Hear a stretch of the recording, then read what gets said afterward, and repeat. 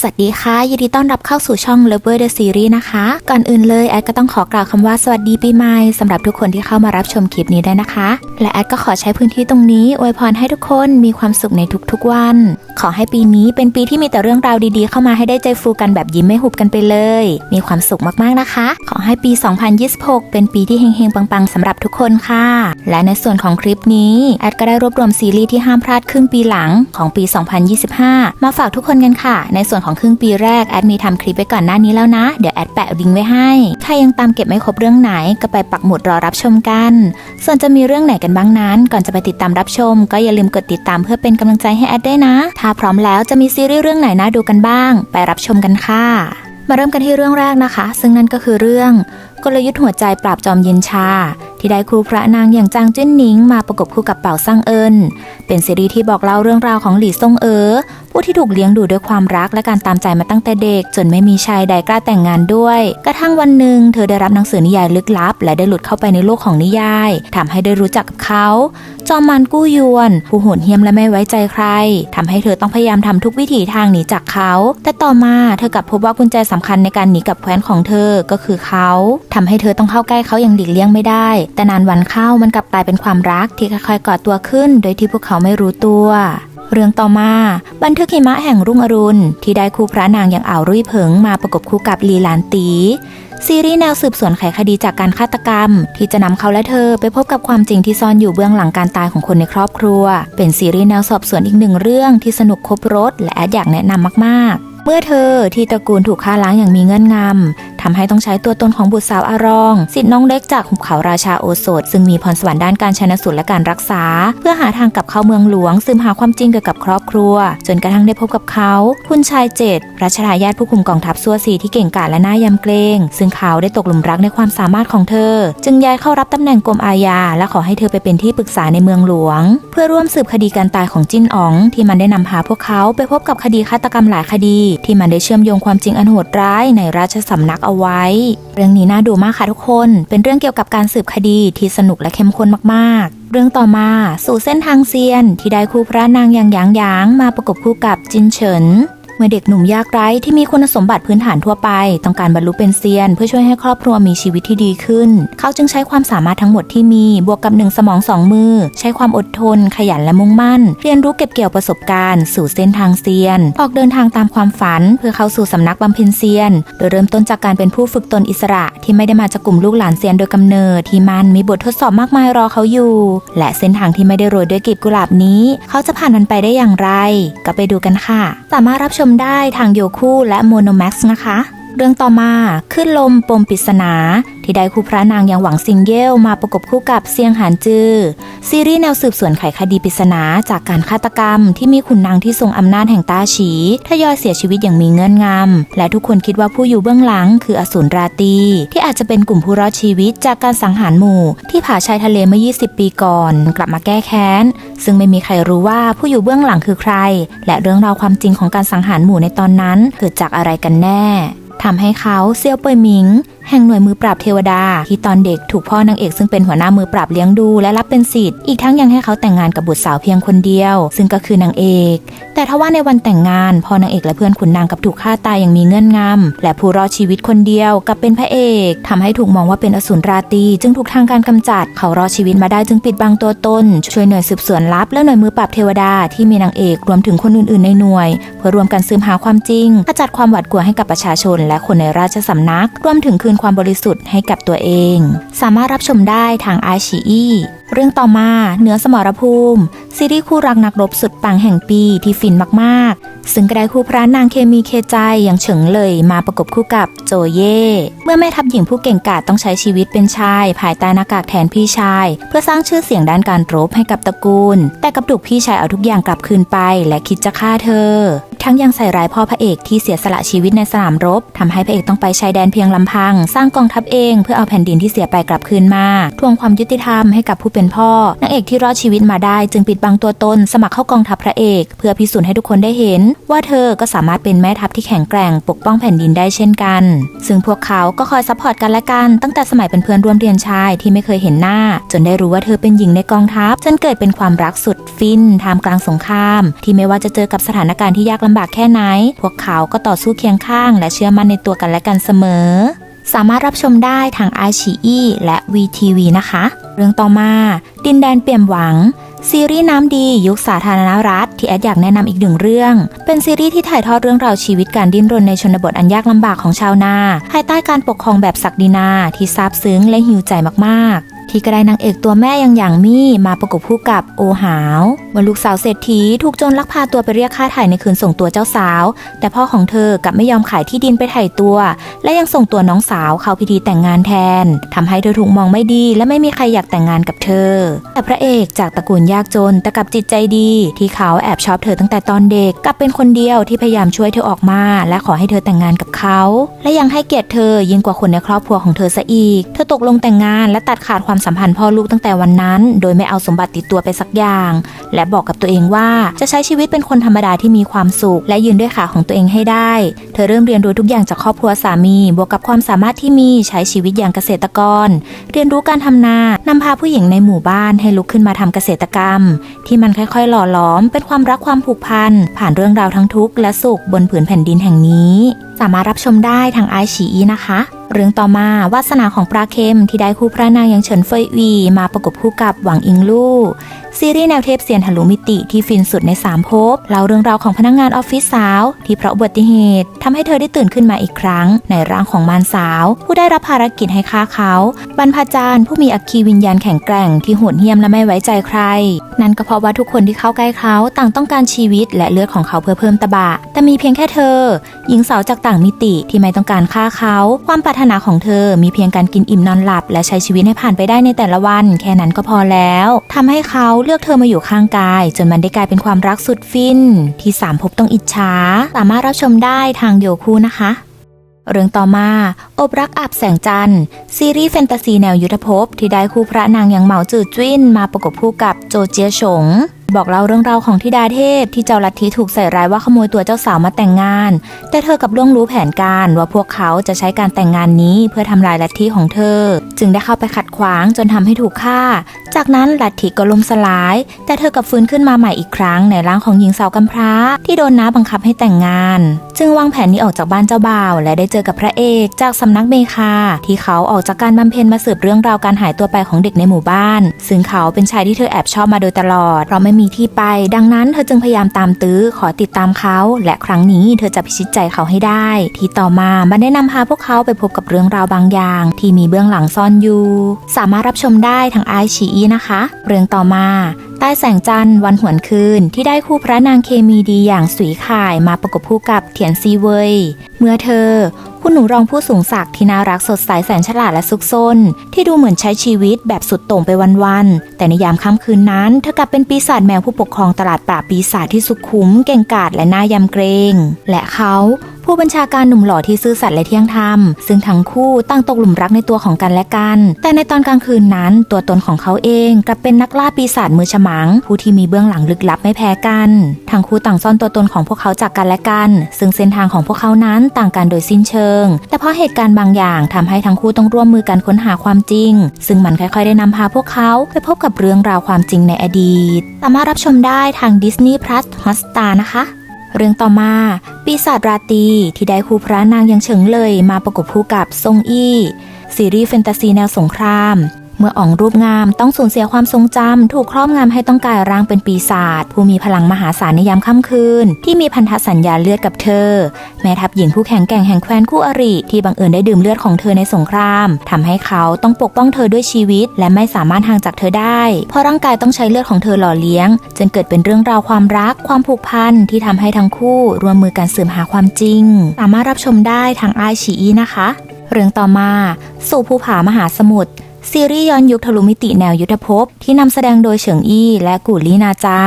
เมื่อแฟนตัวยงของนิยายกำลังภายในได้สิทธิ์เข้าใช้งานระบบสามารถกำหนดเนื้อเรื่องและตัวละครหลักได้อย่างต้องการดังนั้นเขาจึงเปลี่ยนตัวเอกในละครให้มีพรสวรรค์แต่กำเนิดและได้ทุกอย่างมาง่ายดายกลายเป็นอัจฉริยะด้านวรยุทธ์ในวัยเพียง20โดยขาดความเข้าใจและไร้ซึ่งการสมเหตุสมผลจากที่ต้นฉบับต้องการสื่อทำให้ระบบเกิดขัดข้องจากนั้นเขาก็ได้เข้ามาอยู่ในร่างของตัวเอกในละครที่เขาต้องการเปลี่ยนซึ่งมีเพียงการทำภารกิจในโลกนิยายนี้ของเขาเริ่มต้นโดยฉากที่ตัวเอกของเรื่องเติบโตจากมือกระบี่ฝีมือรั้งท้ายในตระกูลและจบด้วยการที่เขาได้กลายเป็นเจ้ายุทธภพเพื่อให้ได้รู้ถึงแก่นแท้ของนิยายโดยการสัมผัสด้วยตัวเองซึ่งมันก็ได้ทำให้เขาไปพบกับเรื่องราวต่างๆมากมายที่มันไม่ง่ายอย่างที่เขาเขียน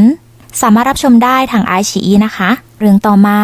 ร่องรอยในทรงจำซีรีส์ยุคสาธารณรัฐในช่วงการปฏิรูปการเมืองเรื่องนี้นำแสดงโดยเฉิงเลย หลินหวินถงเหยาและหวังเฮ่อรุ่นเป็นซีรีส์ที่บอกเล่าเรื่องราวชีวิตของหญิงสาว3รุ่นในแต่ละยุคที่ได้ผสมผสานทั้งทุกข์และสุขซึ่งพวกเขาต้องฝ่าฟันอุปสรรคมากมายผ่านเรื่องราวความรักความผิดหวังความฝันอุดมการณ์และโลกของธุรกิจในช่วงของการเปลี่ยนผ่านทางสังคมของแต่ละยุคสมัยที่มีกลิ่นอายยุคสาธารณรัฐซึ่งเต็มไปด้วยร่องรอยแห่งความทรงจำผ่าน3ยุคสมัยในบ้านหลังใหญ่ตระกูลหลินตั้งแต่ปี 1930 ไปถึงปี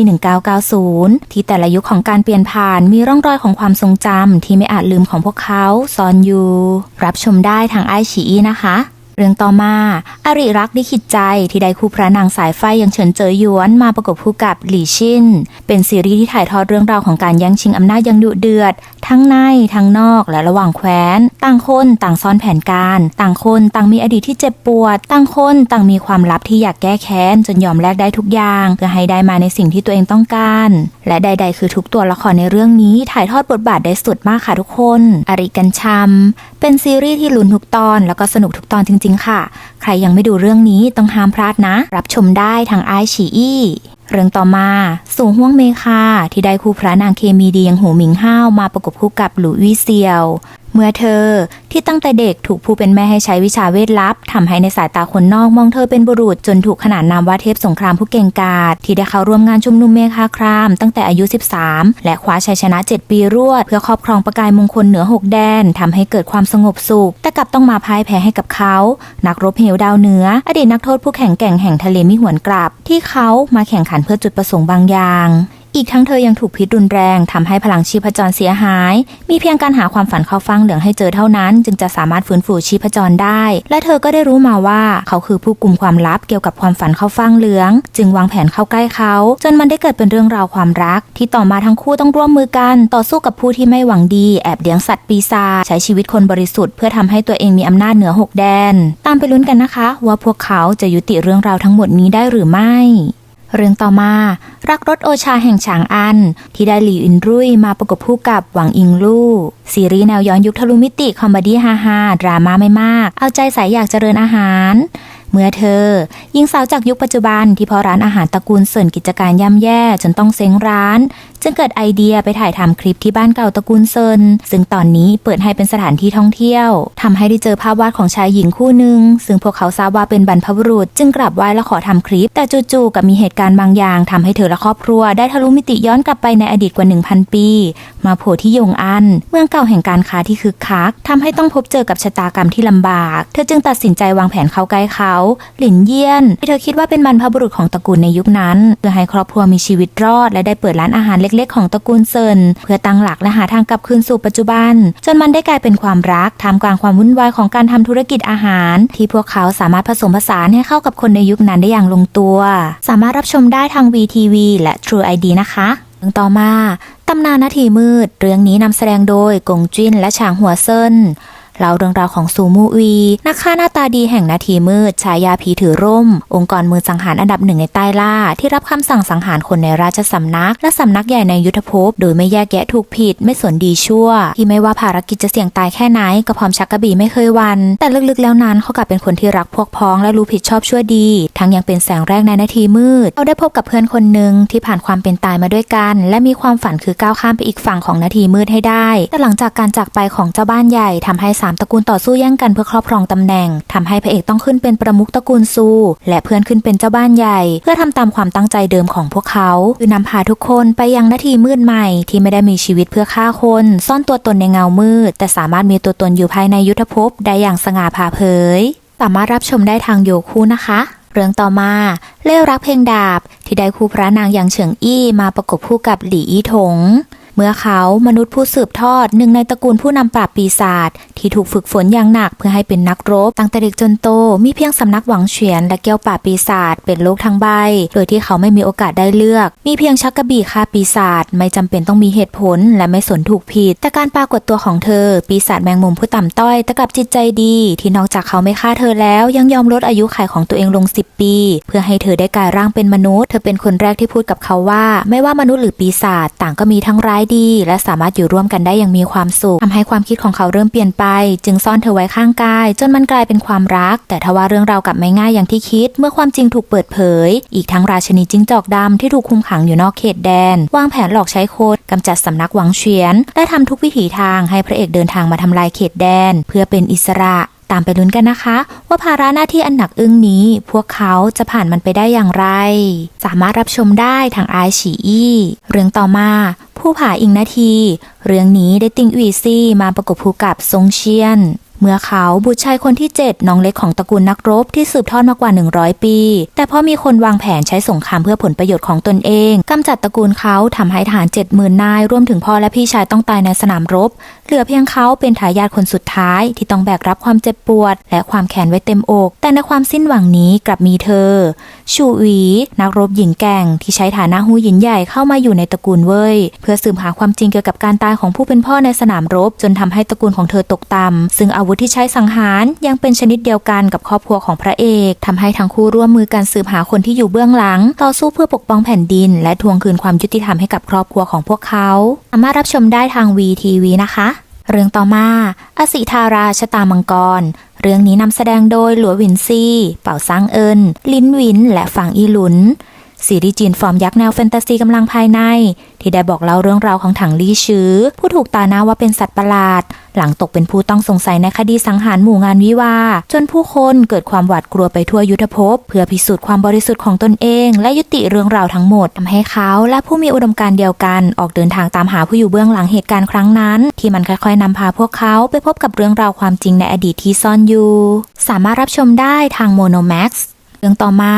ปริศนาลับราชวงศ์ถังณฉางอันหรือปริศนาลับราชวงศ์ถังภาค 3ซีรีส์จีนแนวย้อนยุคสืบสวนไขคดีที่ผสมผสานระหว่างเหตุผลและเรื่องเหนือธรรมชาติที่ความรุ่งเรืองของนครฉางอันได้ซ่อนเงามืดบางอย่างเอาไว้ให้ได้หาคำตอบเล่าเรื่องราวของการไขคดีลึกลับแปลกประหลาดที่เกิดขึ้นในเมืองหลวงฉางอันโดยมีคู่หูมือฉมังอย่างสู้อูหมิงและหลูหลิงเฟิงร่วมกับทีมสืบสวนคนอื่นๆซึ่งพวกเขาต้องเผชิญกับแผนการร้ายที่ซ่อนอยู่เบื้องหลังคดีเหนือธรรมชาติทั้งเรื่องการชิงอำนาจในราชสำนักและความขัดแย้งระหว่างจักรพรรดิกับองค์หญิงไทผิงที่พวกเขาต้องต่อสู้เพื่อสืบหาความจริงสามารถรับชมได้ทางไอฉีอี้เรื่องต่อมา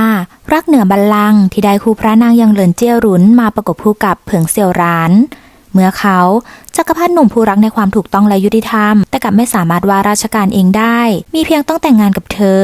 บุตรสาวมหาราชคูขุนนางผู้คิดคดที่ยอมแลกทุกอย่างเพื่อให้ได้มาซึ่งอำนาจแม้กระทั่งใช้บุตรสาวของตัวเองเป็นเครื่องมือรวมถึงทำให้ราษฎรผู้บริสุทธิ์ต้องตายนับไม่ถ้วนดังนั้นเพื่อปกป้องแผ่นดินให้สงบสุขเขาจึงตกลงซึ่งจริงๆแล้วทั้งคู่ได้ตกหลุมรักกันก่อนหน้านี้แล้วแต่พอพระเอกดันไปฆ่าอาจารย์ของนางเอกที่ทำงานลับให้กับพ่อเธอทำให้ทั้งคู่ต้องหมางใจกันดังนั้นเธอจึงใช้อำนาจของฮองเฮาเพื่อสืบหาความจริงเกี่ยวกับการตายของผู้เป็นอาจารย์ซึ่งมันได้นำพาเธอและเขาได้เข้าไปเป็นหมากทางการเมืองของการแย่งชิงอำนาจในราชสำนักสามารถรับชมได้ทางโยคูนะคะเรื่องต่อมาเสน่ห์รักแห่งเซียนที่ได้คู่พระนางอย่างหลี่หงอี้มาประกบคู่กับลู่ถิงวี่เมื่อศิษย์สาวผู้ไร้รากวิญญาณตั้งแต่กำเนิดแต่กับครั้งไร้ในการบำเพ็ญเซียนที่ได้บังเอิญพบกับเขาหวนจงหรือจงซุยนักพรตผู้เก่งกาจที่เป็นความหวังของสำนักในการบรรลุเป็นเซียนซึ่งการได้สัมผัสกับเขามันกลับทำให้พลังมหาศาลจากภายนอกหลั่งไหลเข้ามาที่ตัวของเธอจึงพยายามหาทางเข้าใกล้เขาแต่เธอหารู้ไหมว่าพวกเขาเป็นคู่ที่สามารถรวมปานเชื่อมพลังได้ซึ่งพบเห็นได้น้อยมากกระทั่งเขาถูกพิษมารทำให้แท่นวิญญาณได้รับความเสียหายอย่างหนักดังนั้นเพื่อหาทางรักษาทั้งคู่จึงได้ร่วมเดินทางไปด้วยกันกระทั่งมันได้ค่อยๆก่อตัวเป็นความรักท่ามกลางอุปสรรคมากมายที่พวกเขาต้องเผชิญตามไปลุ้นกันค่ะว่าเส้นทางการบรรลุเซียนของพวกเขาจะสำเร็จได้อย่างไรสามารถรับชมได้ทาง VTV เรื่องต่อมานักสืบในเงามืดที่ได้คู่พระนางอย่างหวังซิงเย่ลมาประกบคู่กับอูเจียอี ซีรีส์แนวสืบสวนย้อนยุคในเซี่ยงไฮ้ช่วงปี 1930 เมื่อนักสืบมือฉมังของสถานีตำรวจกลางได้ถูกเรียกตัวให้เข้ามาสืบคดีฆาตกรรมลึกลับในเมืองเซี่ยงไฮ้ที่นักศึกษาหญิงถูกฆาตกรรมในหอพักโดยไม่มีร่องรอยชัดเจนทำให้ได้พบกับเธอนักศึกษาสาวผู้หลงใหลในนิยายสืบสวนซึ่งนิยายของเธอกลับกลายเป็นกุญแจสำคัญในการเชื่อมโยงคดีปัจจุบันกับคดีลักพาตัวเด็กที่เกิดขึ้นเมื่อ 17 ปีก่อนซึ่งยังไม่มีใครจับตัวคนร้ายได้จนมันได้กลายเป็นความรักท่ามกลางอันตรายซึ่งพวกเขาจะจับมือกันข้ามผ่านไปได้อย่างไรก็ไปติดตามกันค่ะสามารถรับชมได้ทางiQIYIเรื่องต่อมาคัมภีร์สวรรค์ผงาดฟ้าที่ได้คู่พระนางยังหลีหงอี้มาประกบคู่กับซูเสี่ยวถงเมื่อหมออัจฉริยะต้องถูกใส่ร้ายว่าเป็นฆาตกรในคดีสังหารหมอจำนวนมากรวมถึงพ่อของเขาในโรงหมอที่บ้านของตัวเองซึ่งมีเพียงพระเอกคนเดียวเท่านั้นที่รอดชีวิตจึงตกเป็นผู้ต้องสงสัยแต่ได้นางเอกเป็นพยานช่วยไว้ทำให้ต่อมาเขาได้รู้ว่าการตายครั้งนี้เกี่ยวข้องกับตำราสวรรค์ที่ว่ากันว่าหากใครได้ครอบครองก็เท่ากับได้ครอบครองใต้ล่าดังนั้นพวกเขาจึงร่วมออกเดินทางค้นหาตำราสวรรค์เพื่อสืบหาความจริงล้างมลทินให้ตัวเองและปกป้องความสงบสุขของใต้ล่าซึ่งมีอุปสรรคมากมายรอพวกเขาอยู่เรื่องราวจะสนุกและเข้มข้นขนาดไหนก็ต้องไปลุ้นกันค่ะสามารถรับชมได้ทางโยคูเรื่องต่อมาคลื่นลมลวงเรื่องนี้นำแสดงโดยเหรินเจียหรุนหลี่ชุนและหลันอิงอิงซีรีส์ยุคสาธารณรัฐที่มีความเข้มข้นด้านการเมืองและสงครามรวมถึงการเอาตัวรอดในสถานการณ์ที่ยากลำบากในช่วงสงครามโลกครั้งที่ 2ที่มาเก๊ากลายเป็นศูนย์กลางการต่อสู้ทางเศรษฐกิจและข่าวกรองท่ามกลางไฟสงครามทำให้เขาเฒ่าแก่หนุ่มร้านแลกเงินชาวฮ่องกงซึ่งมาตั้งหลักที่มาเก๊าได้ร่วมมือกับเธอเฉียวอินหวานหญิงสาวผู้รักชาติรวมถึงกลุ่มสายลับและคนรักชาติอื่นๆเพื่อต่อต้านการรุกรานของญี่ปุ่นพวกเขาได้ใช้ความสามารถไหวพริบที่ฉลาดหลักแหลมและจุดเด่นของแต่ละคนไม่ว่าจะเป็นด้านการเงินการจารกรรมและการขนส่งเพื่อปกป้องบ้านเมืองสามารถรับชมได้ทางiQIYIเรื่องต่อมา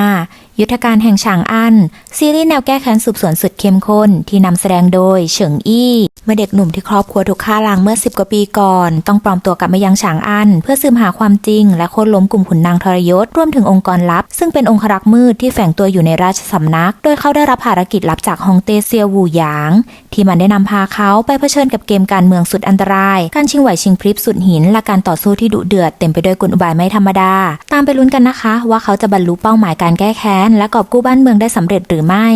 สามารถรับชมได้ทางโยคูเรื่องต่อมาเซี่ยวเหยาพลิกชะตาราชาปีศาจที่ได้คู่พระนางงานดีอย่างโหหมิงห้าวมาประกบคู่กับฐานสงวินเพียงเพื่อความเป็นอมตะทำให้เกิดความโลภและเห็นแก่ตัวขึ้นระหว่าง3 ภพจนนำไปสู่ความขัดแย้งที่ไม่มีวันจบสิ้นทำให้เขาราชาแห่งหมื่นปีศาจผู้ตกหลุมรักองค์หญิงหนิงอั้นซึ่งเป็นมนุษย์อย่างจริงใจต้องถูกเธอฆ่าตายเมื่อ100 ปีก่อนซึ่งทิ้งร่องรอยบาดแผลในใจให้กับเขาต่อมาเขากลับถูกปลุกขึ้นมาอีกครั้งจากเลือดของหญิงสาวคนหนึ่งที่ชื่อว่าเซียวเหยาที่เธอมีหน้าตาเหมือนกับคนรักเก่าที่ฆ่าเขาเมื่อ100 ปีก่อนแต่เธอกลับเป็นเพียงเด็กสาวจิตใจดีที่ถูกไล่ออกจากหมู่บ้านเพราะถูกกล่าวหาว่าเป็นปีศาจจึงได้มาอยู่ที่หุบเขาหมื่นปีศาจกับเขาในขณะที่ทุกคนต้องการใช้เขาเป็นเครื่องมือในการหาน้ำพุศักดิ์สิทธิ์และต้องการกำจัดเขาแต่มีเพียงแค่เธอที่เชื่อมั่นในตัวเขาและเชื่อว่ามนุษย์กับปีศาจมีทั้งร้ายและดีและสามารถอยู่ร่วมกันได้จนมันได้กลายเป็นความรักขึ้นอีกครั้งท่ามกลางการแย่งชิงน้ำพุศักดิ์สิทธิ์เพื่อความเป็นอมตะที่ความโลภน่ากลัวกว่าปีศาจเรื่องราวความรักครั้งนี้ของพวกเขาจะลงเอยอย่างไรก็ต้องตามไปลุ้นกันค่ะรับชมได้ทางiQIYIและ VTV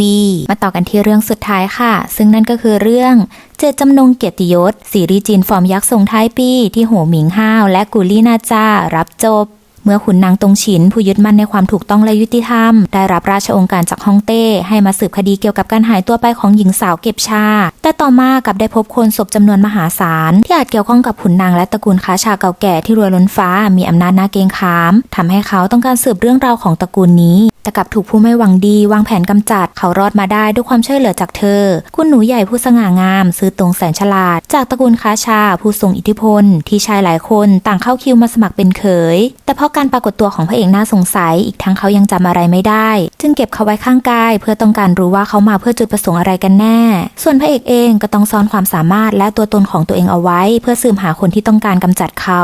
ที่ต่อมามันได้ค่อยเปลี่ยนจากความไม่ไว้ใจกลายมาเป็นความรักที่ทั้งคู่ได้ร่วมมือกันสืบหาความจริงขจัดอำนาจมืดทวงคืนความยุติธรรมกลับคืนมาอย่างสง่างามสามารถรับชมได้ทาง True ID นะคะ และนี่ก็คือซีรีส์ย้อนยุคครึ่งปีหลังในปี